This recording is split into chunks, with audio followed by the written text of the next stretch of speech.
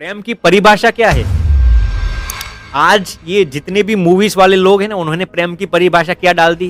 Sex, lust, जिस्म, काम वासना। अरे पॉइजन पीने से तो व्यक्ति एक बार मरता है, लेकिन इंटरनेट का दुरुपयोग करके जब भी व्यक्ति पोर्नोग्राफी और मैस्टरबेशन का एडिक्टर हो जाता है ना, उनके जन्म जन्म खत्म हो जाता है। कि हिंदुस्तान में नॉर्मल इंसान सोने से पहले 1.5 घंटा शॉर्ट्स देखने में बिताता है। यदि कोई भी व्यक्ति ब्रह्मचर्य का पालन करना चाहता है तो लक्ष्मण जी की तरह हमारी आंखें संयमित होनी चाहिए। इंटरनेट एक ब्रह्मास्त्र है, इंटरनेट एक एटॉमिक बॉम्ब है। यदि आपको इसका सही उपयोग करना नहीं आता तो वो आपकी चेतना को खोखला कर देगा। हमारी संस्कृति तो हमें ये भी सिखाती है कि यदि किसी को ब्रह्मचर्य का पालन करना हो तो अपनी पत्नी के साथ भी बिन जरूरी संपर्क नहीं करना चाहिए। आज इंडिया वर्ल्ड में नंबर 1 हो चुका है कि इंटरनेट का अधिक से अधिक डेटा पोर्नोग्राफी देखने में उपयोग। ये साइंटिफिकली प्रूवन है कि यदि आप अपने शरीर पर रजोगुनी परफ्यूम्स लगाएंगे ना, तो वो आपके सेक्सुअल डिजायर को भी ज्यादा उत्तेजित कर देंगे। ऐसे लफ्जों को, ऐसे अल्फाजों को नहीं सुनना चाहिए, ऐसे म्यूजिक को नहीं सुनना चाहिए जो आपके अय्याशी की बवंडर को आंदोलित करे। यदि कोई भी व्यक्ति ब्रह्मचर्य का पालन करना चाहता है तो उसको बार बार नहीं खाना चाहिए, भूख से अधिक नहीं खाना चाहिए, सोने से 2-3 घंटे पहले खाना बंद कर देना चाहिए, कभी कभी उपवास करने का भी अनुशासन डालना चाहिए। हृत कुंभ समा नारी तप्तांगार समह पुमान तस्मात् घृतम च वहनिम च नैकत्र स्थापयत बुध। लोगों के अंदर ये मिथ है, ये बड़ा मिसकंसेप्शन है कि आप खाएंगे तभी आपको एनर्जी मिलेगी। उपवास करने से आपको और भी एनर्जी मिलती है और वो ब्रह्मचर्य के लिए बहुत ही अनिवार्य है। मैं आपको दावे के साथ कह सकता हूँ, इस दुनिया में कोई भी ऐसा मर्द पैदा नहीं हुआ कि जो महिलाओं के संसर्ग में रहे और पवित्र रह सके, और इस दुनिया में कोई ऐसी महिला पैदा नहीं हुई जो मर्द के ज्यादा संसर्ग में रहे और पवित्र रह सके। हम जिस मुल्क में रहेंगे, हमारे धर्म और हमारी संस्कृति को शान, शौकत और गरिमा के साथ प्रस्तुत करेंगे। पहले जो ज्ञानी लोग थे वो सेलिब्रिटी बनते थे, आज हुआ क्या है, जो सेलिब्रिटी है वो ज्ञानी बन गए। आजकल के फिल्म के अमूमन डायरेक्टर्स के अंदर उनकी जहन में क्या बात पड़ी हुई है मालूम है? वो ऐसा सोचते हैं कि फिल्म के अंदर जितने सेक्स के सीन्स दिखाएंगे, जितने लस्ट के सीन्स दिखाएंगे, उतना मूवी उनका हिट जाएगा। 35% लोग, जितने भी लोग प्रोफेशनल सेक्टर में काम करते हैं ना, उनको एक्स्ट्रा मैरिटल अफेयर होता है। आप मुझे एक भी ऐसी मूवीज दिखाइए जो ब्रह्मचर्य का समर्थन है। आज कसक सामने आ जाती है और मलाल जुबा पर, जब आप अपने ही परिवार के साथ टीवी शोज नहीं देख सकते। यदि कोई भी व्यक्ति ब्रह्मचर्य का पालन करना चाहता है तो ये 5 चीजें अत्यंत महत्वपूर्ण है। क्या खाता है, कितना खाता है, कैसे खाता है, कहाँ पे खाता है और किसका बनाया हुआ खाता है। यदि किसी को ब्रह्मचर्य का पालन करना है तो अपनी जिह्वा इंद्रिय को नियमित रखना महत्वपूर्ण ही नहीं अपितु अनिवार्य भी है। It is very very crucial, significant and very very imperative. मर्द ही हो या महिला हो, सबके अंदर हमें भगवान का दर्शन करना चाहिए। स्वामी जी, मुझे ये मतलब जानने की ज्यादा क्यूरियोसिटी है कि अब युवाओं अभी इसके जाल में फंसे हुए हैं, और जहां तक मैं अगर मानता हूं कि हमारे देश में कहीं ना कहीं स्किल्ड पर्सन की भी कमी है, कहीं ना कहीं टैलेंट की कमी है, कहीं ना कहीं है, टैलेंटेड पर्सन है, मैं उसको सैल्यूट करता हूं। लेकिन जो लोग अभी लाइफ में कुछ करने के लिए दौड़ रहे हैं लेकिन उसको डेस्टिनेशन नहीं मिल रहा है, कहीं ना कहीं वो स्थिर नहीं हो पाता है ना, वो स्टेबल नहीं हो पाता, तो ये कहीं ना कहीं ये इफेक्ट करता होगा शायद। बिल्कुल है ना। तो अगर लाइफ को सुधारना है, अगर लाइफ को पटरी पे लाना है, तो ये हमें रोक लगानी पड़ेगी।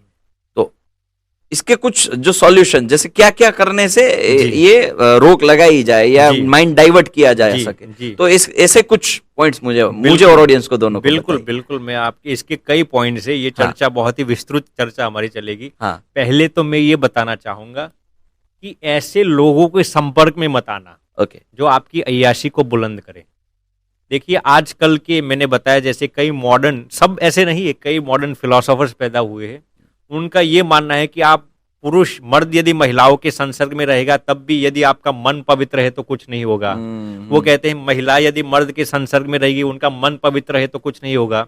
लेकिन मैं आपको दावे के साथ कह सकता हूँ, इस दुनिया में कोई भी ऐसा मर्द पैदा नहीं हुआ कि जो महिलाओं के संसर्ग में रहे और पवित्र रह सके, और इस दुनिया में कोई ऐसी महिला पैदा नहीं हुई जो मर्द के ज्यादा संसर्ग में रहे और पवित्र रह सके। इस दुनिया में भगवान नारायण के अतिरिक्त और कोई भी ऐसा मर्द या महिला नहीं है जो अधिक एक दूसरे के संसर्ग में रहे और पवित्र रह सके। ये वेदों और उपनिषद की बात है। इसलिए सबसे पहले देखिए ग्रंथों में बताया गया है, पद्म पुराण में एक श्लोक आता है, घृत कुंभ सभा नारी तप्तांगार समह पुमान। घृत कुंभ सभा नारी तप्तांगार समह पुमान तस्मात् घृतम च वहनिम च नैकत्र स्थापयत बुध। इसका अर्थ मैं आपको समझाता हूं। इस श्लोक में यह बताया गया है कि महिला कैसी है, घृत कुंभ એટલે હું થોડું मतलब मैं लिटिल समझ पाता बिल्कुल। हूं कि घृत यानी घी जी और कुंभ यानी घड़ा जी, है ना? तो महिला कैसी है, हाँ, घी का भरा हुआ घड़ा जी है। घी के गड़े के समान हाँ, है। हाँ। और पुरुष कैसा है, वो मैं नहीं समझ दहकते अंगार के समान है। अच्छा। दहकते अंगार के समान है। हाँ, अब मैं आपको बताता हूं, यदि आप अग्नि के अंदर घी डालेंगे तो क्या होगा, वो और प्रज्वलित और होगा। भी प्रज्वलित होगा ना। हाँ, वैसे ही श्लोक में बताया गया है कि यदि आप अग्नि के अंदर घी डालेंगे तो और भी अग्नि प्रज्वलित होगी। इसलिए यदि आपको अग्नि को शांत करना है तो क्या करना है, तस्मात् घृतम च वहनिम च नैकत्र स्थापयत बुध। आपको घी और अग्नि को अलग करना होगा, एक जगह पर स्थापित नहीं करना होगा। ग्रंथकार इसमें आगे लिखते हैं, वैसे ही ये तो सिर्फ एनोलॉजी थी, उसमें से ये समझाते हैं कि महिला जो है वो घी के गड़े के समान है और पुरुष जो है वो दहकते अंगार के समान है। इसलिए यदि किसी को ब्रह्मचर्य का पालन है करना है तो महिलाओं और पुरुषों को अलग रहना होगा। अलग रहना है माने अधिक एक दूसरे के संसर्ग में नहीं आना है। जितना काम हो आवश्यक हो इतना जरूरी है, लेकिन उससे अधिक आप संसर्ग में रहेंगे तो आप भ्रष्ट हो जाएंगे। इससे भी आगे भगवान वेद व्यास जी तो भागवत महापुराण में एक श्लोक लिखते हैं, मात्रा स्वस्त्रा दुहित्रा वा, मात्रा स्वस्त्रा दुहित्रा वा न विविक्ता सनो भवेत, बलवान इंद्रिय ग्रामो विद्वान समपि कर्षते। इसमें भगवान वेद व्यास जी जब भगवान इसकी बहुत ही सुंदर कहानी है, मैं आपको रियल कहानी आपको सुनाता हूं। जब भगवान वेद व्यास जी उनके शिष्य जैमिनी ऋषि थे, जैमिनी ऋषि उनके पास जब भागवत का उल्लेखन करा रहे थे ना, तो कई श्लोक लिखा रहे थे। उसमें से एक श्लोक ये आया, माता स्वस्त्रा दुहित्रा वा न विविक्ता सनो भवत, बलवान इंद्रिय ग्रामो विद्वान समपि कर्षति। तो इस श्लोक का अर्थ ये है कि किसी भी इंसान को अपनी माता, अपनी बहन या अपनी बेटी के साथ भी एकांत में नहीं रहना चाहिए। क्यों? तो भगवान वेद व्यास जी इसका कारण आगे बताते हैं। हमारी जो इंद्रिया है, बलवान इंद्रिय ग्राम, हमारी जो इंद्रिया है ना वो बलवान है।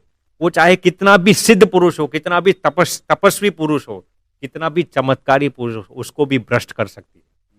इसलिए भगवान वेद व्यास जी ने इस श्लोक को बताया है। तो जब इस श्लोक को लिखवा रहे थे ना, बहुत ही रोचक कहानी है, तो जैमिनी ऋषि उनके ही शिष्य थे। उन्होंने कहा कि मैं गुरुदेव इस श्लोक से सहमत और एक मत नहीं हूं। तो वेद व्यास जी ने उनको ये नहीं कहा कि ठीक है तुम मान लीजिए, वेद व्यास जी ने इतना ही कहा, ठीक है बेटे इस श्लोक की जगह खाली रख दीजिए और आगे का श्लोक लिख। क्या कहा? इस श्लोक की जगह खा। उन्होंने ये इंसिस्ट नहीं किया तो इस श्लोक को मान ले। थोड़े ही दिनों के पश्चात रात का समय था और एक भयंकर बवंडर आई, भयंकर बारिश आई और जैमिनी ऋषि अपनी कुटिया में सो रहे थे। अचानक किसी ने दरवाजे पर दस्तक दी, तो जैमिनी ऋषि ने उस दरवाजे को खोला तो उनकी ही सगी बहन बारिश के कारण गीली हुई थी, बहुत ही भिगोई गई थी। तो उन्होंने भाई को कहा कि मैं बारिश के कारण मैं गीली हो चुकी हूँ। तो और जैमिनी ऋषि ने कहा कि बहन आप कुटिया के अंदर आ जाइए, मैं कुटिया के बाहर जाकर सो जाऊंगा। तो जैमिनी ऋषि कुटिया के बाहर चले गए, उनकी बहन कुटिया के अंदर सोने लगी। लेकिन थोड़ी देर लगी, फिर जैमिनी ऋषि खिड़की के जरिए अपनी बहन के साथ बातचीत करने लगे। कैसा चल रहा है बहन, आपने क्या खाया, ऐसे सब बातें करने लगी। ठीक है, वहां तक तो सीमित था, कोई बात नहीं। थोड़ी देर लगी तो जैमिनी ऋषि ने बहन को कहा, बहन तू दरवाजा खोल दे, मैं अंदर आकर सो जाता हूं। तब बहन को थोड़ा अंदेशा होने लगा। बहन ने सोचा कि अब मेरे भाई के अंदर बाहर जैसे बवंडर आ रहा है ना, वैसे उनके अंदर अय्याशी के बवंडर आंदोलित होने लगे। तो बहन समझ गई, बहन ने दरवाजा खोलने से इनकार किया। जैमिनी ऋषि ने कहा, बहन तू दरवाजा खोल दे तो हम प्रेम से बातचीत कर पाएंगे अंदर एक साथ बैठकर। बहन ने दरवाजा खोलने से इनकार किया। तो जैमिनी ऋषि ने क्या किया, जैमिनी ऋषि उस कुटिया के ऊपर चढ़ गए, ओके। उस कुटिया के ऊपर चढ़ गए और उन्होंने सोचा कि मैं कुटिया के ऊपर जाकर अंदर छलांग लगाकर अपनी बहन का स्पर्श कर लूंगा। तो वो वाकई चढ़ गए कुटिया के ऊपर, और जैसे ही कुटिया के ऊपर चढ़ गए और जैसे ही उनका बहन का आलिंगन करने के लिए जैसे ही उन्होंने छलांग लगाई, व्यास जी की सफेद दाढ़ी उनकी हाथों में आई, और फिर जैमिनी ऋषि लज्जा, हया और अनुताप से उनका सर झुक गया, कसक सामने आ गई और मलाल जुबा पर आ गया, बहुत ही नादीम हो गए। और फिर भगवान वेदव्यास जी ने एक ही वाक्य कहा कि आप उस श्लोक को लिख लें। तो वो फिर बाद में उनकी जहन में आ गया कि भगवान वेदव्यास जी जो बता रहे थे कि अपनी बहन के साथ, माता या बेटी के साथ भी एकांत और अंधकार में ज्यादा समय नहीं बिताना चाहिए। जब उनके जीवन में ये प्रैक्टिकल विकार हुआ तब उनको समझ में आया, और वो लीला वेदव्यास भगवान ने ही की थी उनको शिष्य को समझाने के लिए। यदि वो बोलते रहते ना तो जैमिनी ऋषि के जहन में नहीं आता। उन्होंने ये प्रैक्टिकल करके डिबेट हो जाती जी और मनभेद भी हो जाता है, एक मनभेद भी होता। इसलिए ये ब्रह्मचर्य किसी को पालन करना है तो ये नियम है कि किसी की महिला के अधिक संसर्ग में नहीं रहना चाहिए, और वो भी अंधकार में, और वो भी एकांत में, अपनी पत्नी के अतिरिक्त किसी के महिला के संसर्ग में नहीं रहना चाहिए। तो ये नियम है, कभी भी किसी के अधिक संसर्ग में नहीं रहना चाहिए।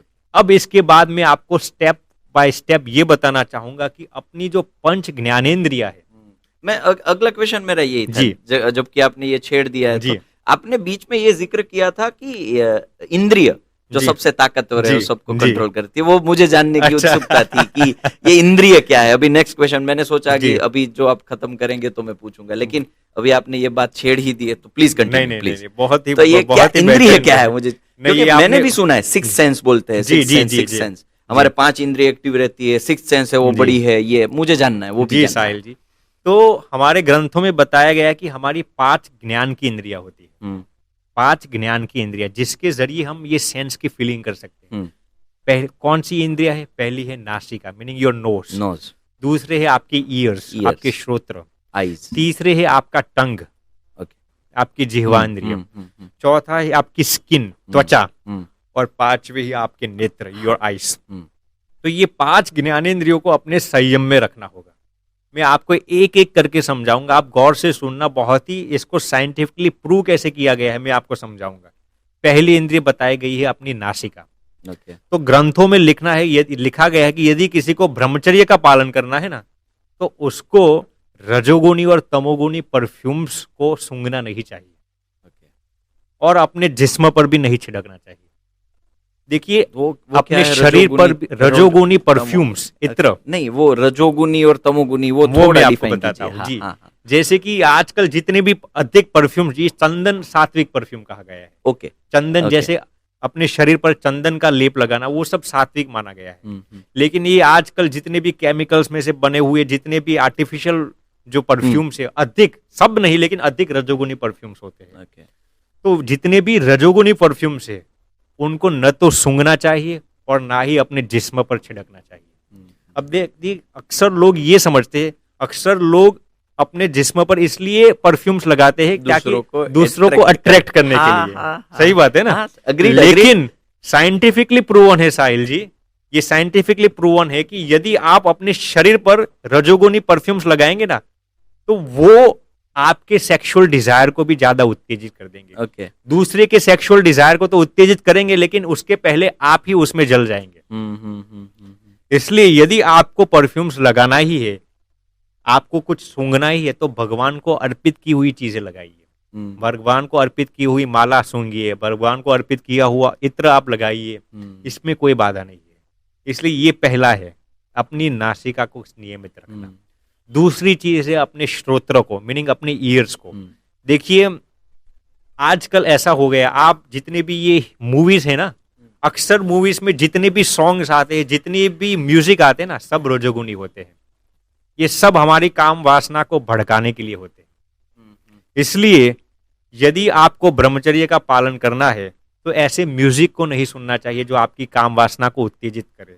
ऐसे शब्द को नहीं सुनना चाहिए, ऐसे लोगों को नहीं सुनना चाहिए जो आपकी काम वासना को उत्तेजित करे। एक साइंटिफिकली प्रूवन चीज है, बहुत ही शानदार बात है, मैं आपको बताता हूं। एक रिसर्च किया गया था, लड़का न्यूयॉर्क में था और लड़की न्यू दिल्ली में थी। दोनों पति पत्नी थे, दोनों एक दूसरे को बखूबी जानते थे। अब देखिए, मोबाइल पर फोन में बात कर रहे थे। लड़का न्यूयॉर्क में था और लड़की न्यू दिल्ली में थी। मोबाइल पर वीडियो कॉलिंग में बात नहीं चल रही थी, कॉलिंग सिर्फ ऑडियो पर बात कर रही थी। और साइंस ने ये प्रूव किया है कि उस लड़के को अधिक बार उस महिला के साथ बात करने पर, जब वो मोबाइल पर फोन में बात कर रहा था, उसी वक्त उसका वीर्य स्खलन हो चुका। आप सोचेंगे कि उसने उसकी बीवी को देखा भी नहीं, वीडियो भी नहीं देखा, कैसे वीर्य स्खलन हो गया? ये शब्द के अंदर इतनी ताकत होती है। जब भी सामने वाला इंसान का आवाज इतना फेमिनिन या मैस्कुलिन हो जाता है ना, तो वो भी वीर्य स्खलन कर सकता है। इसके भी आगे की मैं आपको बात बताता हूं। एक रिसर्च ऐसा भी किया गया था, एक लड़का सैन फ्रांसिस्को में था और दूसरी लड़की शिकागो में थी। ये रियल रिसर्च किया गया है। दोनों एक दूसरे को पहचानते नहीं थे, एक दूसरे को कभी देखा भी नहीं था, फोटो में भी नहीं, रूबरू में भी नहीं, कभी भी किसी से बात, पहली मर्तबा वो दोनों एक दूसरे के साथ फोन में बात करते थे। लड़का सैन फ्रांसिस्को में था, लड़की शिकागो में थी। फिर भी उस लड़की की आवाज सुनकर उस लड़का जब उस लड़की के साथ बातचीत करता था फोन पर, वीडियो कॉल नहीं, नॉर्मल कॉल, उसको उस लड़की की वॉइस इतनी सिडक्टिव लगी, उसी वक्त फोन में बात करते करते उसका वीर्य स्खलन हो चुका। अब आप लोग यही समझते हैं कि सामने वाले व्यक्ति को जब हम देखते हैं ना, तभी वीर्य स्खलन होता है। ऐसा नहीं है। शब्दों के अंदर भी इतनी ताकत है कि वो आपके ब्रह्मचर्य को नष्ट कर सकता है। इसलिए मैंने बताया कि ऐसे लफ्जों को, ऐसे अल्फाजों को नहीं सुनना चाहिए, ऐसे म्यूजिक को नहीं सुनना चाहिए जो आपके अय्याशी की बवंडर को आंदोलित करे। इसलिए हमेशा आपको यदि ब्रह्मचर्य का पालन करना है तो कथाओं को सुनना चाहिए, किसी अच्छे व्यक्तियों को सुनना चाहिए, अच्छे भजन को सुनना चाहिए, कीर्तन को सुनना चाहिए। तो ये हो गई दूसरी बात। पहली अपनी नासिका को कंट्रोल में रखना, दूसरी बात हो गई अपने ईयर्स को कंट्रोल में रखना, और तीसरी महत्वपूर्ण बात है कि अपनी जिह्वा इंद्रिय को कंट्रोल में रखना। यदि किसी को ब्रह्मचर्य का पालन करना है तो अपनी जिह्वा इंद्रिय को नियमित रखना महत्वपूर्ण ही नहीं अपितु अनिवार्य भी है। It is very very crucial, significant and very very imperative. देखिए, ग्रंथों में लिखा गया है कि आहार शुद्धो सत्व शुद्धि ही, सत्व शुद्धो ध्रुव स्मृति। अर्थात यदि आपका आहार शुद्ध होगा ना, तभी आपका सत्व शुद्ध होगा, आपकी अंतरात्मा शुद्ध होगी। और जब आपकी अंतरात्मा शुद्ध होगी तभी आपका मन भगवान में लग पाएगा। सही है। भगवान स्वामीनारायण ने ये भी बात उल्लेखित की है, सर्वेशाम इंद्रियाणाम ही क्षोभ हेतु रसो मतः तन्मूला सकलाहा दोषाः प्रवर्तन्ते अगहेतवः। अर्थात इसका अर्थ ये है, ये जितने भी पाप के मूल है ना, काम हो, क्रोध हो, लोभ हो, उनका भी मूल रसास्वाद गिना गया है। काम का मूल भी रसास्वाद गिना गया है, क्रोध का मूल भी रसास्वाद गिना गया है, लोभ का मूल भी रसास्वाद गिना गया है। इसलिए अपनी जिह्वा इंद्रिय को संयमित रखना बेहद अनिवार्य है।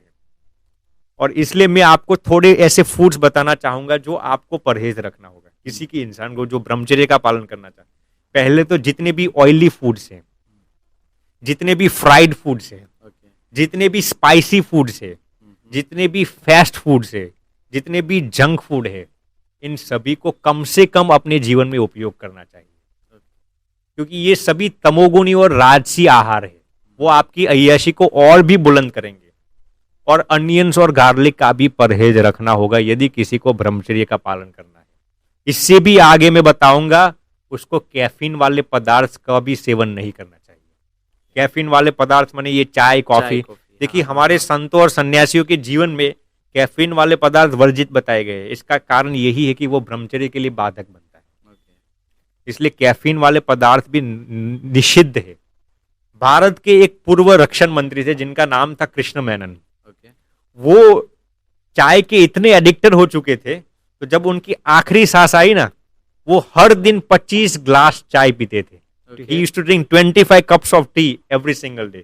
जब उनकी आखिरी सांस आई ना, तब उन्होंने कहा कि give me my last cup of T, और वो कहते कहते वो मर गए। तो इसलिए इतना एडिक्शन होना बहुत ही खराब है। इसलिए यदि कोई भी व्यक्ति ब्रह्मचर्य का पालन करना चाहता है तो उसको बार बार नहीं खाना चाहिए, भूख से अधिक नहीं खाना चाहिए, सोने से 2-3 घंटे पहले खाना बंद कर देना चाहिए, कभी कभी उपवास करने का भी अनुशासन डालना चाहिए। ये सभी बातें अगर फिजिकल हेल्थ के बारे में देखा जाए तो भी ये जरूरी बिल्कुल। है। मैंने रिसेंटली अभी ये आप जो बता रहे वही में से मैं गुजर रहा हूँ जी। मैंने स्वामी जी 3 दिन से कुछ नहीं खाया। अच्छा। हाँ, सिर्फ पानी पे हूँ। अच्छा। हाँ, और मूंग मैंने अभी आज दोपहर को हल्का सा मूंग के ऊपर हूँ अच्छा। अभी। तो अभी हमारी एक मेरी भी और मेरे घर पे भी एक मान्यता थी जी। कि अगर आप खाते नहीं हो तो आप दुर्बल हो जाओगे, जी, आपके अंदर वो एनर्जी नहीं रहेगी। तो पहले दिन तो थोड़ी तकलीफ हुई, नो डाउट, लेकिन अभी आज चौथा दिन है मैं आपके सामने बैठा हूँ, मैं सिर्फ पानी पे हूँ। तो समझ सकते हैं क्योंकि अभी सिस्टम चेंज करनी है। तो ये भूख से मुझे किसी डॉक्टर ने बताया गया था, उसने बताया था कि भाई जितनी भूख है उससे थोड़ा कम खाइए, 32 बार चबा के खाइए, है ना, खाने के तुरंत बाद पानी ना पिए, खाने के 2-3 घंटे तक सोए ना जी। तो अगर ये बातें हम ध्यान रखेंगे तो ये एक तो ब्रह्मचर्य का भी हल्का सा पालन हो जाएगा साथ में, और हमारी फिजिकल हेल्थ भी सही हो जाएगी। ये सब आपने जो नियम बताए ना, मुझे तो ये आश्चर्य लगा कि आपने 3 दिन तक कुछ खाया नहीं है और आप इतनी एनर्जी के साथ हमारा पॉडकास्ट ले रहे हैं। मैं आपके सामने बैठा हूँ। तो ये बात बताती है कि खाने से ही एनर्जी मिलती है, ऐसा नहीं है। उपवास करने से भी और एनर्जी मिलती है। मैं पहले मानता था खाने से एनर्जी नहीं, ऐसा नहीं है। चुकी है वो मान्यता मेरे माइंड से, अभी वो मीट हो चुकी है। क्योंकि और वो हमारी मेंटल स्ट्रेंथ भी कहीं ना कहीं जी अहम रोल प्ले करती है। जी बिल्कुल सही बात। बहुत बार मैं गन्ने का जूस हर रोज पीता था। अच्छा। अभी जो समर चल रहा है हर रोज मेरा एक रूटीन था, 20 रुपए वाला एक बड़ा सा गिलास आता है, मैं हर रोज पीता हूँ। अच्छा। और हर रोज वहां से मैं अभी 3 दिन से 4 दिन से निकलता हूँ। हर रोज इच्छा होती है कि भाई ये तेरा रूटीन खत्म हो गया। अच्छा। नहीं, मैं कि वहां मैं बाइक का एक्सेलेरेटर ज्यादा दबा देता हूँ। अच्छा। ये मेंटल स्ट्रेंथ होता है जी बिल्कुल, तब हम ये पालन कर सकते हैं। तो मैं ये मानता हूँ, ये आपने जो बात बताई ना बहुत ही अनिवार्य है कि वहां से भागना है, जो आपने बताया क्रेविंग से भागना है। बिल्कुल जो हमें अट्रैक्ट करता है वहां से अगर फटाक से निकल जाओगे। बिल्कुल सही बात है। और ये आपने जो बताया ना, लोगों के अंदर ये मिथ है, ये बड़ा मिसकंसेप्शन है कि आप खाएंगे तभी आपको एनर्जी मिलेगी। उपवास करने से आपको और भी एनर्जी मिलती है, और वो ब्रह्मचर्य के लिए बहुत ही अनिवार्य है। इसलिए यदि कोई भी ब्रह्मचर्य का पालन करना चाहता है तो उसको भूख से अधिक नहीं खाना चाहिए, बार बार खाने की आदत भी छोड़नी चाहिए, कभी कभी उपवास करने का भी अनुशासन डालना चाहिए, और सोने से 3 घंटे पहले खाना बंद कर देना चाहिए। एक ग्रीक का एक बड़ा राजा था, वो इतना खाने का इतना एडिक्टेड हो चुका था, वैसे वॉरेशियस एंड एविड ईटर। वो जब भी खाता था ना तो खाने के तुरंत बाद वॉमिट कर लेता था। अच्छा। खाने के 10 मिनट बाद वो वॉमिट कर लेता था। उसका जो अन्न था वो इंटेस्टाइन्स में जाए उसके पहले वो वॉमिट कर देता था। क्यों? क्योंकि उसको खाने की इतनी आसक्ति थी, जैसे ही वॉमिट करेगा तुरंत खा लेगा, जैसे ही वॉमिट करेगा तुरंत। और जब वो उसकी आखिरी श्वास आई ना, तब वो बोलते बोलते मर गया, ऐसा कि अभी भी मुझे बहुत खाना बाकी, अभी भी मैं अतृप्त हूँ, मेरा आगे वाला जन्म भी मैं खाने के लिए ही जन्म धारण करूंगा। तो ऐसी खाने की वासना ब्रह्मचर्य के लिए बहुत ही हानिकारक है। अब ऐसा इतने खाने का एडिक्टेड लोग ब्रह्मचर्य का पालन कैसे कर पाएंगे? नहीं हो।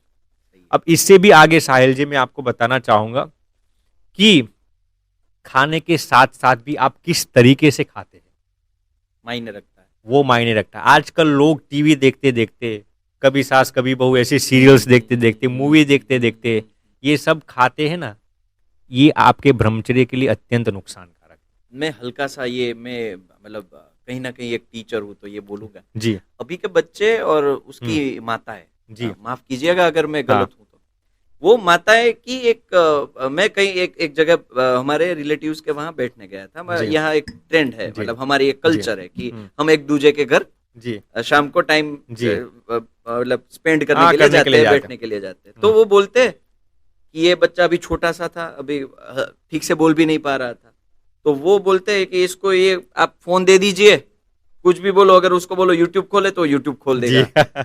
और उसकी एक बैड हैबिट भी थी, वहां हमारा खाने के लिए हमें इनवाइट किए गए थे, तो वो खाने के टाइम साइड में मोबाइल था, उसमें कार्टून चल रहे थे, उसकी माता है वो बच्चे के निवाला खिला रही थी और मतलब खा रहा था बच्चा। तो मुझे पता था अगर मैं मोबाइल छीनूंगा बच्चा मतलब पूरा घर सर पे ले लेगा जी। फिर भी मैंने मोबाइल लिया और बच्चा रोने लगा। अच्छा। हाँ, उसकी माता मुझे रिक्वेस्ट करती है, साहिल भाई दे दीजिए तभी तो ये खाएगा। अच्छा। मैंने बोला कितने दिन तक नहीं खाएगा, जी। अगर आप मोबाइल नहीं देते हो तो कितने दिन तक नहीं कितने खाएगा? दिन तक नहीं खाएगा? अरे 2 दिन नहीं खाएगा हम्म। तो भूख लगेगी, अपने आप बिना मोबाइल खाएगा। जी। लेकिन ये हैबिट मत डालिए, हम्म। क्योंकि उसको पता ही नहीं आप क्या खा रहे हो, कितनी मात्रा सही में बात खा है। रहे हो, कैसा खा रहे हो। हम्म। उसको तो सिर्फ ये उसका फोकस फुल्ली उसमें है। हाँ, उसमें ही तो है। वो आपने बताया सही बात है और कि मैं इस पर मैं मानता हूँ, नहीं, सही ये बात है। मैं मानता हूँ। और ये मेरा खुद का रिसर्च नहीं, ये साइंटिफिकली प्रूवन है। एक अमेरिका में एक रिसर्च किया गया था 5,000 लोगों पर। उन लोगों को बताया गया था कि पहले 3 महीने आप जिस तरीके से हर दिन खाते हैं ऐसे ही Regular। खाना है। तो अक्सर लोग टीवी देखते देखते, मोबाइल्स पर चैटिंग करते करते, कुछ ना कुछ मूवीज देखते खाते हैं। हाँ, हाँ। 3 महीने के बाद उनको ये बताया गया कि अब आने वाले 3 महीने के लिए आपको टीवी नहीं देखनी, खाते वक्त मोबाइल्स फोन का स्पर्श नहीं करना है, सिर्फ खाना है। आपको एक ही activity। भगवत हाँ। नाम स्मरण करते करते खाना है। ओके। आपको जिस भगवान में श्रद्धा हो, हाँ, हाँ, चाहे आप हिंदू हो, मुसलमान हो, हाँ, क्रिश्चियन हो, किस भगवान के अंदर आपको भगवान का नाम स्मरण करते करते, मंत्र जाप करते करते आपको एक एक ग्रास लेना है। 3 महीने के लिए उन्हें ये बताया गया, और 3 महीने के बाद जो रिजल्ट्स आए आप सुनकर अचंभित हो जाएंगे। इस रिसर्च में जितने भी 5,000 लोगों शिरकत की थी ना, जितने भी लोगों ने, जितने भी लोग शरीक हुए थे, उनके अंदर पोर्नोग्राफी देखने की जितनी मात्रा थी ना, वो 25% कम हो गई। जितने भी लोग इसमें से मैस्टरबेशन करते थे ना पहले, 50% उनको मैस्टरबेशन की इच्छा ही खत्म हो गई। उनके स्ट्रेस लेवल्स की मात्रा 30% कम हो गई, डिप्रेशन की मात्रा 35% कम हो गई, और इससे भी आगे उनको ऐसा लगने लगा कि हम पोर्नोग्राफी और मैस्टरबेशन के बिना भी आनंद में रह सकते हैं। अच्छी तो तरह से उनको जी सकते हैं। अंदर से आनंद की फीलिंग आने लगी। 3 महीने जो वो 4 आपने बताए थे जी। क्या, एक तो डोपामाइन था जी, डोपामिन, हाँ। सेरोटोनिन, हाँ। एंडोर्फिन्स हाँ। और ऑक्सीटोसिन, वो ऑटोमेटिकली उसके अंदर। ऑटोमेटिकली उनको बाहर हाँ। के आनंद की जरूरत नहीं पड़ती थी। ये 3 महीने महज भगवान का नाम स्मरण करने से इतना लाभ हुआ। पोर्नोग्राफी जो लोग देखते थे ना, उनको अंदर से उनकी इच्छा ये खत्म होने लगी। जो लोग सेक्स के लिए एडिक्टेड थे ना, उनकी सेक्स की इच्छा कम होने लगी। जो लोग स्ट्रेस थे, डिप्रेस थे, जिनके सेल्फ कॉन्फिडेंस लेवल कम थे, वो सब इसमें सुधार हुआ, महज भगवान का नाम स्मरण लेने से, भोजन लेते वक्त उनको अंदर से संतुष्टि की फीलिंग आने लगी, अंदर से उनको आनंद की फीलिंग आने लगी। सही है। तो ये साइंटिफिकली प्रूवन बात है। इसलिए यदि कोई भी, इसलिए ही भगवान स्वामीनारायण ने लिखा है, सर्वे इंद्रियाणि जयानि रसना तो विशेषतः, सभी इंद्रियों को अपने नियम में करना चाहिए, लेकिन रसना इंद्रिय को सविशेष अपने नियंत्रण में लेना चाहिए। इसलिए इसका सार ये है, यदि कोई भी इंसान ब्रह्मचर्य का पालन करना चाहता है तो ये 5 चीजें उसको नियंत्रित रखनी होगी। वो क्या खाता है, माने वो राजस आहार खाता है, तामसिक आहार खाता है, सात्विक आहार खाता है, कैसे खाता है माने भगवान का नाम स्मरण करते हुए खाता है, टीवी देखते हुए, मूवीज देखते हैं, कितना खाता है। चलिए, आप सात्विक आहार तो लेते हैं, लेकिन यदि जरूरत से ज्यादा आप आहार लेंगे तो वो भी आपके रजोगुण की मात्रा बढ़ा देंगे। इतना ही खाना चाहिए कि आपकी भूख नष्ट हो जाए और आपको एनर्जी मिले। अगर हम अपनी कैपेसिटी से ज्यादा काम नहीं करते जी, तो हम अपनी कैपेसिटी से ज्यादा काम क्यों करवाते? बिल्कुल सही बात है, मैं वही बात बता रहा था साहिल जी। है ना? अगर मैं एक दिन मतलब 5 घंटे काम करके अगर मुझे 10 मिनट पावर नैप चाहिए तो वो मैं करता हूँ। लेकिन मेरे जो मतलब अंदरूनी जो लंग्स, मतलब अंदरूनी जो पार्ट्स है जी, वो अगर डाइजेस्टिव सिस्टम है जी, उसकी कैपेसिटी से ज्यादा हम क्यों नहीं खा रहे हैं? दें। जी, बिल्कुल तो सही ये, बात। तो मैं यही समझ पा रहा हूँ। मिसकंसेप्शन है। लोग हाँ, समझते हैं कि देखिए, जब आप जरूरत से ज्यादा खाते हैं ना, तो आपकी सभी एनर्जी उस पाचन प्रक्रिया में चली जाती है। हाँ, सही आप है। भूख से अधिक खाते हैं ना, वो आपको एनर्जी नहीं देती, एनर्जी आपकी एनर्जी ड्रेन हो जाती है। हाँ, इसलिए आप क्या खाते हैं, कैसे खाते हैं, कितना खाते हैं, कहाँ पे खाते हैं। हाँ। कई लोग होटल्स में खाते हैं, घर पे खाते हैं, तो कहाँ पर बैठकर खाते हैं ना, उसका भी बहुत सिग्निफिकेंस है। इसका भी साइंटिफिकली प्रूवन कई एग्जांपल्स है, लेकिन समय के मद्देनजर में सभी शेयर नहीं करता। सही है। और लेकिन ये समझ पा रहे हैं हम। जी, और किसका बनाया हुआ खाते हैं, ये आखिरी पॉइंट भी महत्वपूर्ण है।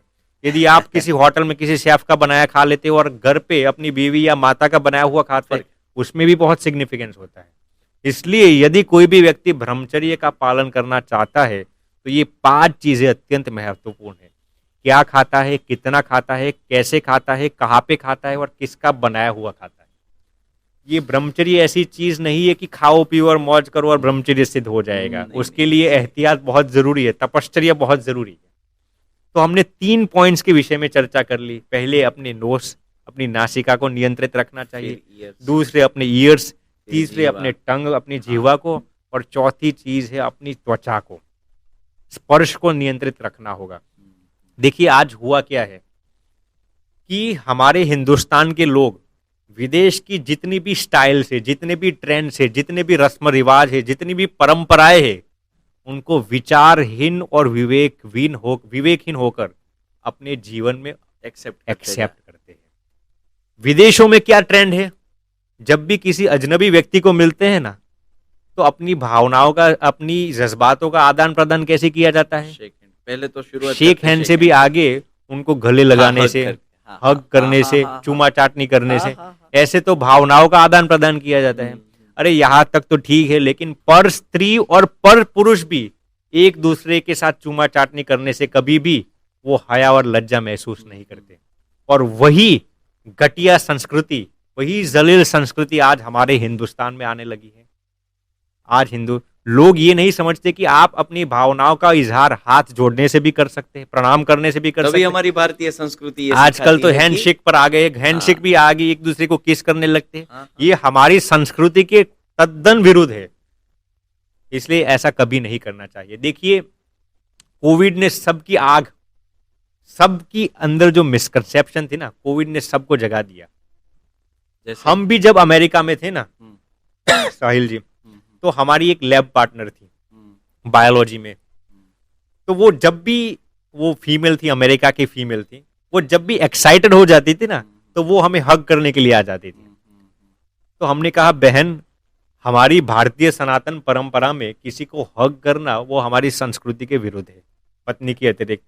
तो आप जब भी एक्साइटेड हो जाए ना, जब भी हमें लैब में सक्सेस मिलता है ना, तो हम एक दूसरे को प्रणाम करने से हमारी खुशियां का इजहार करेंगे। तो वो लड़की तो समझ गई, अमेरिकन बॉर्न थी, वो समझ गई। लेकिन हमारे बिल्कुल सामने एक इंडियन लड़की थी, उसने इस कॉन्वर्सेशन को देख लिया और उसने हमारे लैब के बाद मुझे बुलाया। उस लड़की ने, मेरे से 1 साल बड़ी थी, वो मुझे बुलाती और कहती है कि तूने इस लड़की के साथ जो व्यवहार किया वो ठीक नहीं था। मैंने कहा क्या ठीक नहीं था? उसने कहा कि जब वो तुम्हें हग करने के लिए आती है तो तुम्हें वो एक्सेप्ट करना चाहिए। मैंने कहा क्यों? उसने कहा ये शिष्टाचार है। मैंने कहा कि शिष्टाचार की परिभाषा क्या है, आप मुझे शिष्टाचार की परिभाषा बोलिए। तो उस लड़की ने, उस इंडियन लड़की ने मुझे शिष्टाचार की परिभाषा बताई। आप जिस मुल्क में रहते हैं उस मुल्क की संस्कृति को एक्सेप्ट कर लेना वही शिष्टाचार है। मैंने कहा बहन ये कैसी न्याय है? मैंने कहा बहन आप गलत मत मानना, लेकिन मैं आपको एक एग्जाम्पल दूं, आप ह्यूमिलिएटेड मत हो जाना। मैंने कहा कि हम जिस मुल्क में रहेंगे हमारे धर्म और हमारी संस्कृति को शान शौकत और गरिमा के साथ प्रस्तुत करेंगे, बड़े रुतबे के साथ प्रस्तुत करेंगे। हमें कभी भी हमारी संस्कृति का इजहार करने में लज्जा और हया महसूस नहीं करते। हम कभी भी हमारी संस्कृति को इजहार करने में कभी भी न तो हमें खौफ आता है, ना ही किसी भी प्रकार की दहशत लगती है, और ना ही किसी भी किस्म का हिचकिचाहट लगता है, क्योंकि हम भारतीय हैं। तो मेरे कहने का तात्पर्य ये है कि विदेशों की जो संस्कृति है कि एक दूसरों का स्पर्श कर लेना, जब तक आप ये करते रहेंगे ना, आप ब्रह्मचर्य का पालन नहीं करेंगे। विदेश के कई लोग ये कहते हैं कि हिंदुस्तान इगैलिटेरियन सोसाइटी नहीं है। इगैलिटेरियन माने समतावाद। वो कहते हैं कि हिंदू धर्म भी, सनातन धर्म भी इगैलिटेरिज्म को प्रमोट नहीं करता। तो मैं आपको ये बताता हूं कि हमारा मजहब, हमारा सनातन धर्म हमें क्या सिखाता है। मर्द हो या महिला हो, सबके अंदर हमें भगवान का दर्शन करना चाहिए। मर्द के अंदर हमें नारायण का दर्शन करना चाहिए, महिला के अंदर हमें लक्ष्मी जी का दर्शन करना चाहिए। विदेश की ये संस्कृति सिखाती है। विदेशों में तो हम तो वहां काफी साल रहे हैं, वहां पर होता क्या है, मर्द जब भी किसी महिला को देखता है ना, तो महज एक सेक्स ऑब्जेक्ट के रूप में देखता है, और जब कोई भी महिला किसी मर्द को देखती है तो महज एक सेक्स के ऑब्जेक्ट के रूप में देखता है। यदि मर्द या महिला महज एक दूसरे को सेक्स के ऑब्जेक्ट के रूप में ही देखते हैं तो वहां पर इगैलिटेरिज्म कैसे आएगा? हमारी संस्कृति और हमारा मजहब में ये सिखाता है कि सबके अंदर नारायण का दर्शन करो, वहां पर ही समता आ सकती है। इसलिए हमारी संस्कृति तो हमें ये भी सिखाती है कि यदि किसी को ब्रह्मचर्य का पालन करना हो तो अपनी पत्नी के साथ भी बिन जरूरी संपर्क नहीं करना चाहिए। जैसे ही संतान प्राप्ति हो जाए उसके बाद यदि किसी को ब्रह्मचर्य का पालन करना है तो अपनी पत्नी का भी संसर्ग नहीं करना चाहिए। तो ये चौथी चीज थी मैंने जो आपको बताई कि अपनी त्वचा को नियंत्रित में रखना। और पांचवी और सबसे महत्वपूर्ण है अपनी आंखों को नियंत्रण में रखना, अपनी आंखों को अपनी सरपरस्ती और निगरानी में रखना। ये सबसे दुष्कर है आज के युग में। देखिए आज हुआ क्या है मैं आपको बताता हूं। यदि कोई भी इंसान ब्रह्मचर्य का पालन करना चाहता है तो वो जब भी किसी महिला को देखे ना तो उसके आत्मा को देखना चाहिए, उसके जिस्म को नहीं, उसके आत्मा को देखना चाहिए। और उससे भी आगे उस आत्मा के अंदर विराजमान परमात्मा को देखना चाहिए। यदि आप इतनी ऊंची फीलिंग नहीं कर सकते तो इतना तो आप कर सकते हैं ना कि आपकी पत्नी की अतिरिक्त इस दुनिया में जितनी भी महिलाएं हैं वो यदि आपसे बड़ी उम्र है तो उसके अंदर माता की फीलिंग कीजिए, सम उम्र की है तो बहन की फीलिंग कीजिए, छोटी उम्र की है तो बेटी की फीलिंग कीजिए। तुलसीदास जी ने कहा है ना, परदन पत्थर जानिए परत्रिया मात समान, इतने से हरि न मिले तो तुलसीदास जी जमान। ये तुलसीदास जी का दावा है। इसलिए हमें हमारी आंखों को नियंत्रित में रखना होगा। लेकिन आज कम नसीब क्या हुआ है कि इंटरनेट ने सबकी ये भावनाएं तहलका मचाया है। हिंदुस्तान की, आप सुनकर अचंभित हो जाएंगे साहिल जी, हिंदुस्तान की 65% आबादी 35 की उम्र से कम है। यानी कि 65% of the Indian population is below 35 years. 65% of the Indian population is youth. लेकिन यूथ हमारे हिंदुस्तान की रीढ़ की हड्डी है। लेकिन कम नसीब उस रीढ़ की हड्डी के अंदर आज ऑस्टियोपोरोसिस हो चुका है। उस रीढ़ की हड्डी आज खोखली होने लगी है। और उसका कारण क्या है? सबसे प्रमुख सबब यह है इंटरनेट का दुरुपयोग। इंटरनेट एक ब्रह्मास्त्र है, इंटरनेट एक एटॉमिक बॉम्ब है। यदि आपको इसका सही उपयोग करना नहीं आता तो वो आपकी चेतना को खोखला कर देगा। इंटरनेट अपने आप में इतना पावरफुल शस्त्र है। इंटरनेट ने आज 21वीं सदी को अपनी मुट्ठी में कैद कर रखा है। आज पूरी कायनात को अपने शिकंजे में बांध कर रखा है। और इससे भी आगे ये पोर्नोग्राफी की वेबसाइट्स ने तो सबके प्राण पकड़ लिए हैं। मैं आपको पोर्नोग्राफी की कई स्टैटिस्टिक्स साझा करता हूं। हिंदुस्तान में जैसे मैंने आपको पहले भी बताया था कि नॉर्मल इंसान 11 साल की उम्र में पोर्नोग्राफी देखना शुरू कर देता है। हिंदुस्तान के जितने भी यूथ्स हैं ना, 70% of them are addicted to watching pornography. अब इससे भी आगे मैं आपको एक स्टैटिस्टिक सुनाता हूं। पहले इंटरनेट का जितना भी डेटा है, जैसे एयरटेल का हो या जियो का हो, पहले कुछ साल पहले अमेरिका और ब्राजील हमारे देश से आगे था कि इंटरनेट का डेटा का उपयोग वो पोर्नोग्राफी देखने में उपयोग करते थे। लेकिन आज इंडिया वर्ल्ड में नंबर 1 हो चुका है कि इंटरनेट का अधिक से अधिक डेटा पोर्नोग्राफी देखने में उपयोग होता है। यूएसए और ब्राजील को भी हमने पीछे छोड़ दिया पोर्नोग्राफी में। इंटरनेट का डेटा पोर्नोग्राफी देखने में। पोर्नोग्राफी देखने में आप इस पर उहापोह कीजिए कि क्या हम इंटरनेट का उपयोग गंदगी चाटने के लिए करते हैं या फिर ज्ञान बढ़ाने के लिए। पहले इंडिया में पोर्नोग्राफी का रेट 30% था हिंदुस्तान में, अब 70% हो चुका है। इससे भी मैं आपको बताता हूं। जैसे मैंने आपको आगे बताया था कि एक लड़का मेरे पास आया था कुछ दिन पहले, वो बता रहा था मुझे कि स्वामी जी मेरे दादाजी पोर्नोग्राफी के एडिक्टेड हो चुके हैं। उल्टा हो गया, पहले दादाजी आते थे और कहते थे कि मेरा बच्चा पोर्नोग्राफी का एडिक्टेड हो चुका है। ये लड़का बच्चा लेके ये शिकवा उसका लड़के का लड़का लेके आया, 25 शायद उसकी उम्र 18-20 साल की होगी। वो कहता है स्वामी जी मेरे दादाजी पोर्नोग्राफी के एडिक्टेड हो चुके हैं। मैं सुनकर अचंभित हो गया। मैंने पूछा तेरे दादाजी की उम्र कितनी है? उसने बोला मेरे दादाजी की उम्र 75 साल की है, ही 75 ईयर्स ओल्ड, और पोर्नोग्राफी के एडिक्टेड हो चुके हैं। मैंने कहा तेरे दादा कैसे पोर्नोग्राफी के एडिक्टेड हो चुके? तो फिर वो बताता है स्वामी जी कुछ साल पहले मेरी दादी की मृत्यु हो चुकी थी, अकेले हो गए और फोन पर पूरे दिन 2-2 घंटे हर दिन पोर्नोग्राफी देखने में बिताते। मैंने कहा तुझे कैसे मालूम पड़ा पोर्नोग्राफी देख रहे? मैंने कहा कि मैं मेरे दादा की पूरी हिस्ट्री चेक करता हूँ, ऐसे मुझे मालूम पड़ा।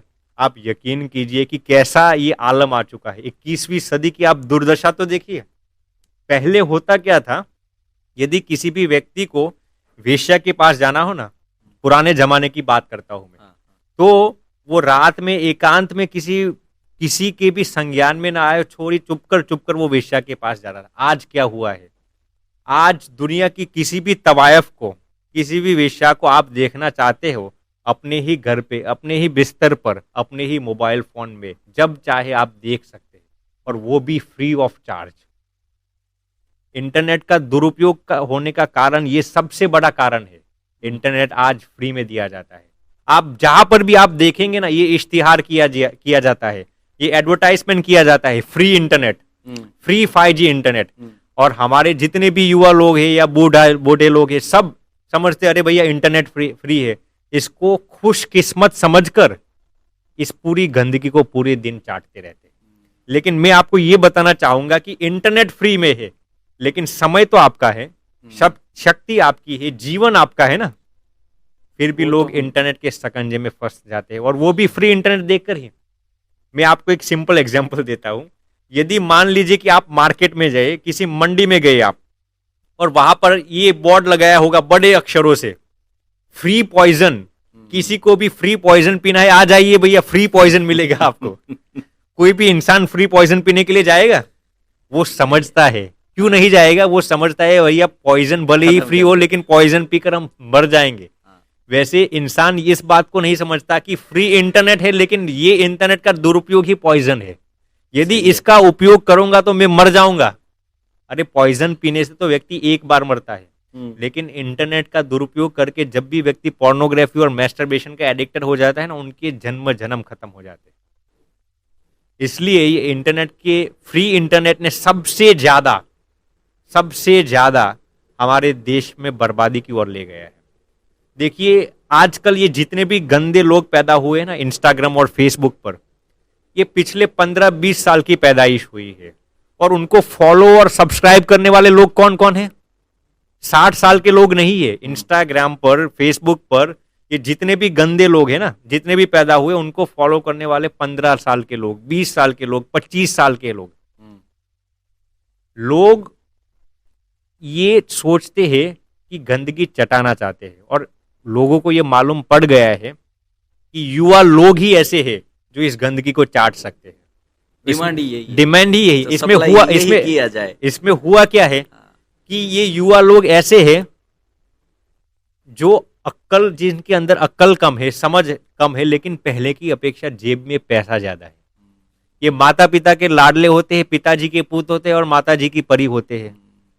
अक्ल के शत्रु, और जिनका अक्ल के शत्रु होते, खोपड़े के खाली होते, लेकिन जेब पूरा होता है। तो हर सेल्समैन का ये हसीन सपना होता है कि उनको ऐसा कस्टमर मिल जाए जिनका खोपड़ा खाली हो और जेब पूरा हो। तो ऐसे लोग, उनको युवा लोग मिल जाते हैं। युवा लोगों को गंदगी चटाते रहते हैं और युवा लोग गंदगी चाटते रहते हैं। इसलिए यदि कोई भी इंसान पोर्नोग्राफी से बचना चाहता है तो उसको रात को ये सब मोबाइल फोन्स को बंद कर देना चाहिए। आप देखेंगे, मैं आपको स्टैटिस्टिक्स सुनाता हूं कि हिंदुस्तान में नॉर्मल इंसान सोने से पहले 1.5 घंटा शॉर्ट्स देखने में बिताता है। सोने से पहले यूट्यूब पर 1.5 घंटा बिताता है, वो भी शॉर्ट्स स्क्रॉल करके कि ये सब क्या होता है देखने में सब। अब आप विचार कीजिए कि सोने से पहले यदि आप इस तरह से गंदगी चाटते रहेंगे तो आपको स्वप्नफल होगा, मैस्टरबेशन करेंगे। सोने से पहले तो आपको शास्त्र पठन करना चाहिए, भगवान का नाम स्मरण करना चाहिए। और जैसे ही उठता है वो क्या करता है? फोन खोलता है, व्हाट्सएप खोलता है, ग्रीन बटन और रेड बटन, ग्रीन बटन और रेड बटन, ग्रीन बटन यानी व्हाट्सएप, रेड बटन यानी यूट्यूब। वो देखता है अपने फोन में, अरे आज तो 100 मैसेजेस आ गए, देखकर खुश हो जाता है। लेकिन उस बेवकूफ को इतना मालूम नहीं है कि मेरे फोन में जितने भी मैसेज आए हैं ना, उसमें से 90% मैसेज तो वो गुड मॉर्निंग वाले वो फुल आते हैं। न्यूयॉर्क से आपको कोई मैसेज आएगा, वो शिकागो में जाएगा, शिकागो से न्यू दिल्ली में आएगा, न्यू दिल्ली से शिकागो में, सूरत में जाएगा, सूरत से मोरबी में जाएगा, मोरबी से वापस सूरत आएगा। और लोग ये समझते कि अरे मेरे फोन में इतने गुड मॉर्निंग के मैसेजेस। लोग इतने बेवकूफ हो गए हैं कि जितने फोन में जितना ज्यादा मैसेज आएगा वो सोचते हैं कि लोग इतना मुझे अधिक प्यार करते हैं। ऐसी गंदगी चाटने में ही इंसान अपनी जिंदगी खत्म कर देता है। इसलिए यदि कोई भी इंसान ब्रह्मचर्य का पालन करना चाहता है तो इंटरनेट पर कंट्रोल रखना बहुत जरूरी है। उससे भी आगे आजकल हुआ क्या है, आज से 15-20 साल पहले क्या होता था, आप पूरे परिवार के साथ मूवीज देख सकते थे, पूरे सही। परिवार के साथ टीवीज देख सकते हैं। आज कसक सामने आ जाती है और मलाल जुबा पर जब आप अपने ही परिवार के साथ टीवी शोज नहीं देख सकते। आजकल के फिल्म के अमूमन डायरेक्टर्स के अंदर उनकी जहन में क्या बात पड़ी हुई है मालूम है, वो ऐसा सोचते हैं कि फिल्म के अंदर जितने सेक्स के सीन्स दिखाएंगे, जितने लस्ट के सीन्स Nude दिखाएंगे, scene, हाँ। उतना मूवी उनका हिट जाएगा। तो करते क्या है, एक अभिनेत्री को बुलाई जाएगी, उसको कहा जाएगा कि आप जितना कपड़ा उतार कर नाचेंगे उतना आपको अधिक पैसा दिया जाएगा। वो अभिनेत्री आएगी, 90% कपड़ा उतार कर नाच गान करेगी, वो जितनी अपने जिस्म की नुमाइश करेगी उसको इतना ज्यादा पैसा मिलेगा, जितना कपड़ा उतारेगी उसको इतना ज्यादा पैसा मिलेगा। लेकिन लोग ये नहीं समझते कि ये सब देखकर उनकी अय्याशी तो उत्तेजित होती है, लेकिन उनका जीवन बर्बाद हो जाएगा। लोग ये समझते नहीं कि ये जो रूप को देखकर, जो हुस्न को देखकर जो इतने आकर्षित होते हैं, उस चमड़ी के बिल्कुल नीचे क्या है, मल मूत्र और मवाद के अतिरिक्त और कुछ नहीं है, सही है। कुछ भी नहीं है। इसलिए ये बात बिल्कुल जरूरी है कि आप टीवी मूवीज देखने में भी बहुत ही दरकार रखें कि क्या देखना चाहिए क्या नहीं देखना चाहिए। आजकल हुआ क्या है कि हमारे ही हिंदू सनातन भाई बहन, ऐसी मूवीज रिलीज होती है जो हमारे सनातन ग्रंथ के विरुद्ध हो, उनको ही हम प्रोत्साहन करके प्रोन्नत करके सांप को दूध पिलाते हैं। ऐसी कई मूवीज आज रिलीज होती है जो हमारे सनातन ग्रंथों के विरुद्ध हो, हमारे ही सनातन हिंदू भाई बहन उनको देख देख कर 200 करोड़ की आवक कराते हैं, 400 करोड़, 600 करोड़, 800 करोड़ का मुनाफा कराते हैं। और सही। लोग ये सोचते हैं कि ये मनोरंजन है। अरे भैया, ये मनोरंजन नहीं, ये मनोविकार है। लोग ये भूल गए, ये जितनी भी हिंदी मूवीज आती है ना, उन्होंने प्रेम की परिभाषा को ही ट्विस्ट कर दिया है। प्रेम की परिभाषा क्या है? ट्विस्ट नहीं स्वामी जी, उसको हम बोलते हैं बिगाड़ दिया है। बिगाड़ दिया है। ट्विस्ट तो शायद कभी उसको अच्छे से भी ले सकते हैं ट्विस्ट, लेकिन ये बिगाड़ दिया है। बिगाड़ दिया है, सही बात है। Agreed, agreed. प्रेम की परिभाषा क्या है? आज ये जितने भी मूवीज वाले लोग हैं ना, उन्होंने प्रेम की परिभाषा क्या डाल दी? सेक्स, लस्ट, जिस्म, काम वासना। जब जब आप प्रेम की व्याख्या करेंगे ना, तो ये मूवीज वाले लोग ये सब दिखाएंगे ही। लेकिन प्रेम की परिभाषा में एक भी शब्द नहीं आता, काम वासना एक भी शब्द नहीं आता, जिस्म शब्द नहीं आता, लस्ट शब्द नहीं आता, अय्याशी शब्द नहीं आता। प्रेम की परिभाषा यही है कि समर्पण करना। प्रेम की परिभाषा यही है कि आप दूसरों के लिए जी रहे, दूसरों से लाभ नहीं ले रहे। अब आप यकीन कीजिए कि ये मूवीज में ये लोग दिखा रहे हैं कि एक लड़का किसी लड़की को देखकर आकर्षित हो जाता है, इसको ये लोग प्रेम का डेफिनेशन दे देते हैं। अब आप यदि किसी के हुस्न को देखकर आकर्षित हो जाते हैं, तो आप उसके लिए कैसे जी पाएंगे? आप तो उसके हुस्न का लाभ लेना चाहते हैं, उसके साथ सेक्स करना चाहते हैं, और इसको ये लोग प्रेम बता देते हैं। तो प्रेम की परिभाषा ऐसी है कि उसमें निस्वार्थता होनी चाहिए, और निस्वार्थता तभी होगी जब इसके अंदर भगवान का संबंध होगा। आप मुझे एक भी ऐसी मूवीज दिखाइए जो ब्रह्मचर्य का समर्थन करती हो। एक भी ऐसी मूवी आज तक मैंने नहीं देखी जो ब्रह्मचर्य का समर्थन करती हो। सब ये इश्क की बातों में, सबको काम वासना में लपेटते रहते हैं, सबकी अय्याशी में आग भरते हैं ये लोग। इसलिए प्रेम की परिभाषा यही है कि आप दूसरों के लिए निस्वार्थ भावना से जिए। यही प्रेम की परिभाषा है। आज हुआ क्या है आप समझते हैं? एक सेलिब्रिटी आएगी और वो आपको अच्छे पेरेंटिंग का मशवरा देगा। हालांकि वो सेलिब्रिटी को खुद को मालूम नहीं है कि वो बाप कब और कैसे बन गया।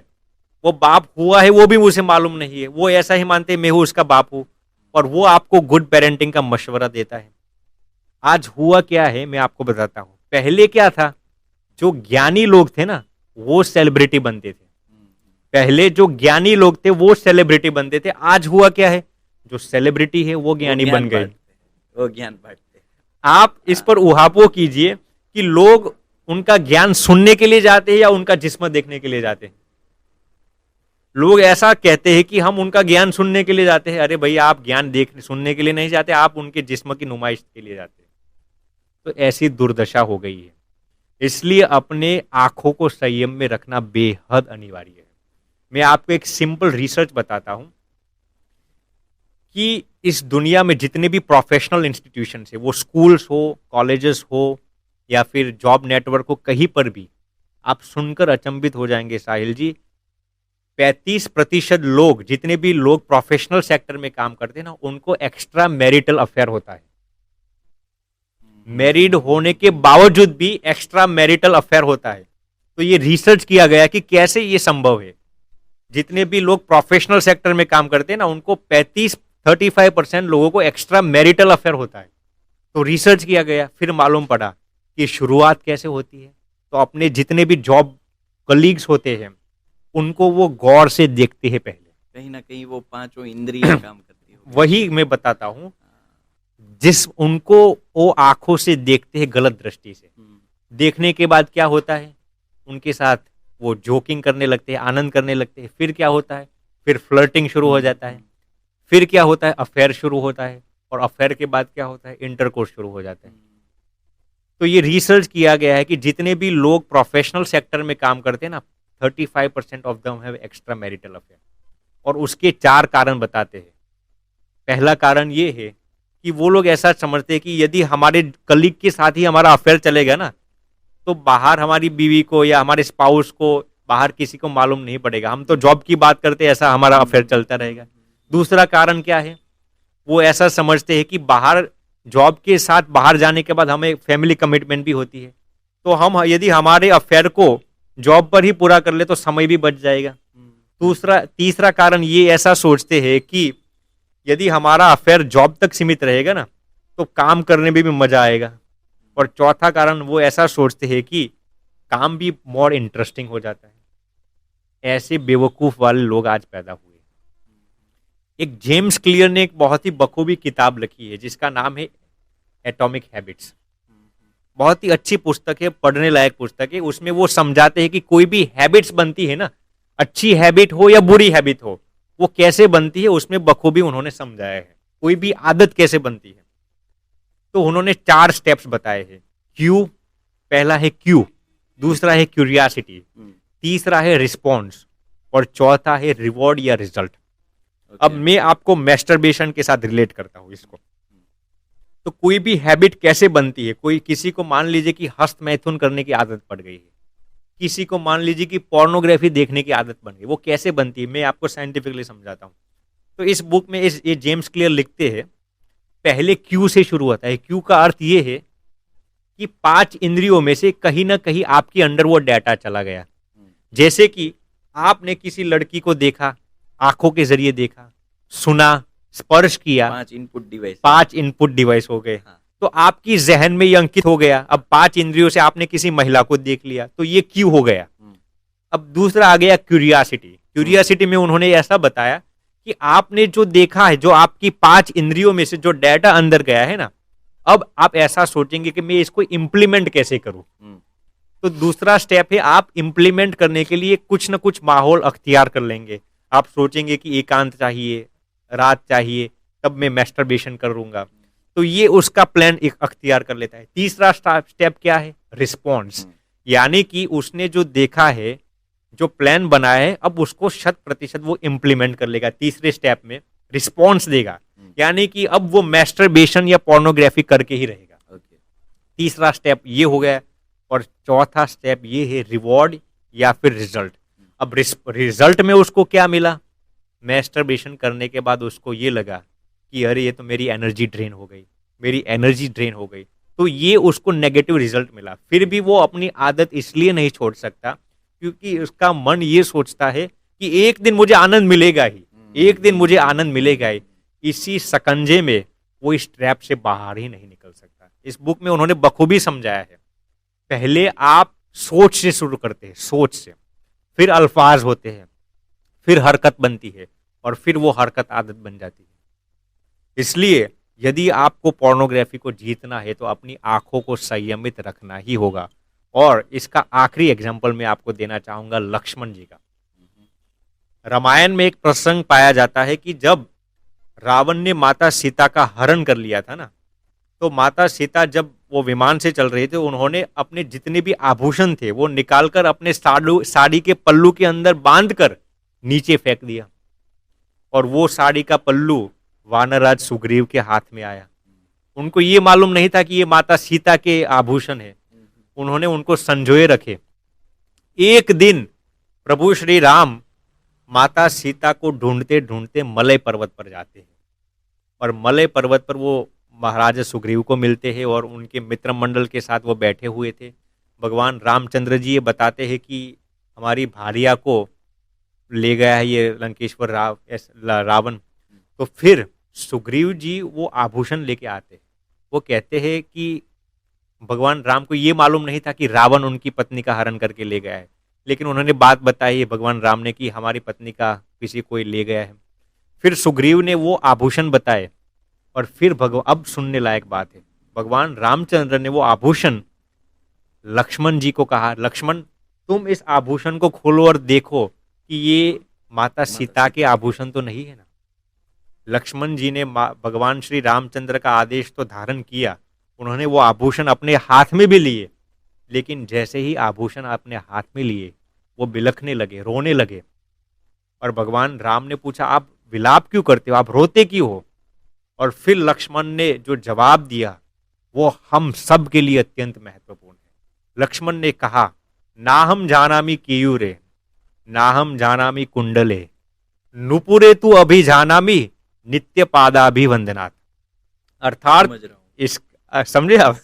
जी, लक्ष्मण जी ने ये कहा कि प्रभु मैं माता सीता के कान की कुंडल तो नहीं पहचानता, बाजूबंद भी नहीं पहचानता, लेकिन माता सीता के जो नुपुर है उसको मैं पहचानता हूँ। क्यों पहचानता हूँ? क्योंकि मैं हर दिन माता सीता के चरण स्पर्श करता था, इसलिए मेरी दृष्टि आज तक माता सीता के मुखाकृति पर कभी भी नहीं गई।